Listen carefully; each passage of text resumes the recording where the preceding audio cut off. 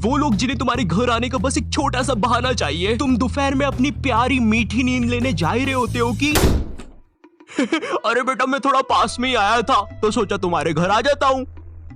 पर मैं तो जंगलों में रहता हूँ, जंगलों में क्या करने आए थे?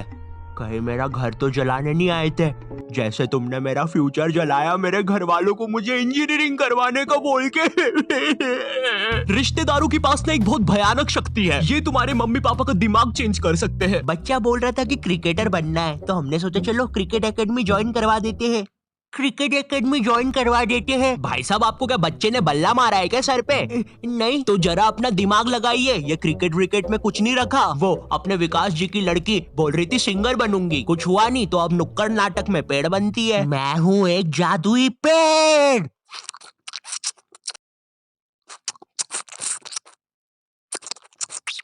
क्या हम ये पेड़ का रोल हटा सकते हैं? वैसे भी ये नाटक खरगोश और नेवले की जुगलबंदी के बारे में है। और क्या मुझे कोई बताएगा इधर असली नेवला किसने छोड़ा?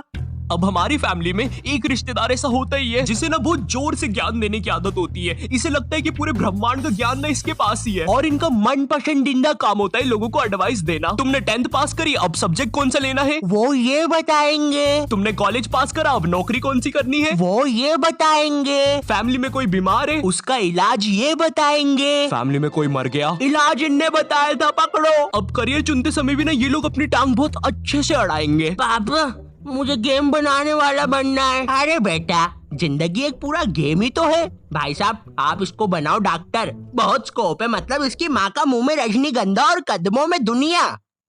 नहीं पापा डॉक्टर तो नहीं पापा, इतनी पढ़ाई से तो मजदूर बन जाऊंगा मैं, लेकिन डॉक्टर तो।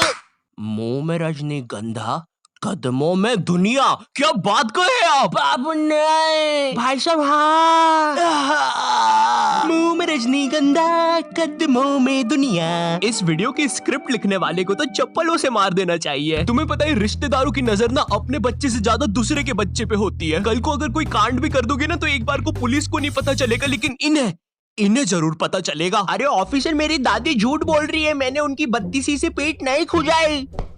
मिस्टर आयु यू आर अंडर अरेस्ट।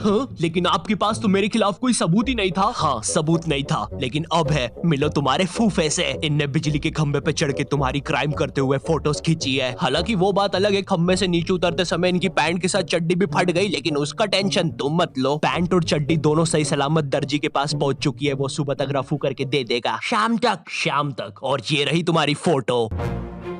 गिरफ्तार कर लीजिए मुझे। अब जब भी रिश्तेदार तुम्हारे घर आते हैं तुम्हारे मम्मी पापा तुम्हें उनसे बातचीत करने के लिए बोलते हैं और तुम्हें नहीं पता होता क्या बात करनी है। इतनी अजीब सिचुएशन बनती है ना उस समय। और बेटे कुछ नहीं अंकल, यूं ही।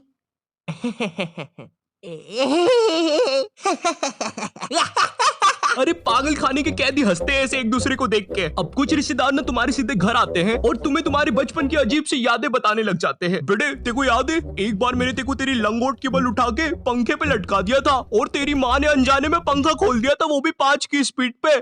मरते मरते बचा था तू। उस समय तुम्हारे दिमाग में बस एक ही बात आ रही होती है, कौन है ये आदमी और बचपन में ये मुझे क्यों मारना चाहता था। बेटे याद है एक बार तू खुले में मूत रहा था तो तेको एक बंदर ने आके पकड़ लिया था। इतनी बेकार यादें बताएंगे तुम्हें बचपन की, और पता नहीं बटवे के कौन से कोने में इनके पास वो फोटो भी रखी होती है। ये देखो नुन्नी खींच ली थी बंदर ने इसकी। अब ये तो ना फिर भी ठीक है, तुम्हारे साथ कभी ऐसा हुआ है तुम आराम से एक चड्डी में बैठे हो और जेल जैसे कटोरे में दाल चावल खा रहे हो, ठंडी ठंडी हवा चल रही है और सब कुछ मस्त चल रहा है, लेकिन एकदम से तुम्हारे घर पे 10 रिश्तेदार आ जाते हैं।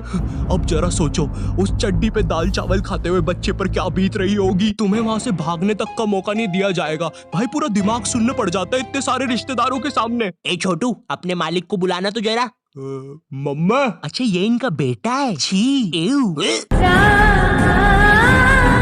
अब ये रिश्तेदार ने काफी अलग अलग प्रकार के आते हैं। जैसे फैमिली में कोई बहुत बूढ़ा दादाजी नहीं होता है जिसके दिल की जगह भी बैटरी लगी होती है, इसे परिवार वाले मरने ही नहीं देते। इन्हें कुछ हुआ फट से ऑपरेशन, भाई आधा रोबोट बना के रखा है दादाजी को। उधर दादाजी का 150वां जन्मदिन बनाया जा रहा है। हैप्पी बर्थडे दादाजी। वो दादाजी बेचारा अपनी बैटरी के दोनों वायर पकड़ के बोल रहा है, बेटा मार दो मुझे प्लीज, कोई मार दो। अब पीछे तुम्हारे पापा तुम्हें कोल्ड ड्रिंक उड़ाने से मना कर रहे हैं, क्योंकि अगर कोल्ड ड्रिंक का एक भी बूंद दादाजी की बैटरी पे गिरा तो तुम्हारा दादाजी टाइम टाइम बम की तरह फट जाएगा। खैर जो भी कह लो, रिश्तेदार हमारे घर से जाते समय अपनी पोटली से थोड़ा धन वो हमें भी दे के जाते हैं, भले ही वो 20 रुपए का लुल्ली नोट हो या 100 रुपए का करारा नोट हो। पर सवाल यहाँ पे ये नहीं है, सवाल ये है कि रिश्तेदारों के साथ इतनी मारामारी के बाद क्या वो 20 रुपए का लुल्ली नोट काफी था या नहीं, मुझे नहीं पता। मुझे बस एक चीज पता है, सब्सक्राइब करो। चाहे तो ये 20 रुपए का लुल्ली नोट ले लो, लेकिन सब्सक्राइब करो। मेरी आंखें तुम पे ही है, करो अभी।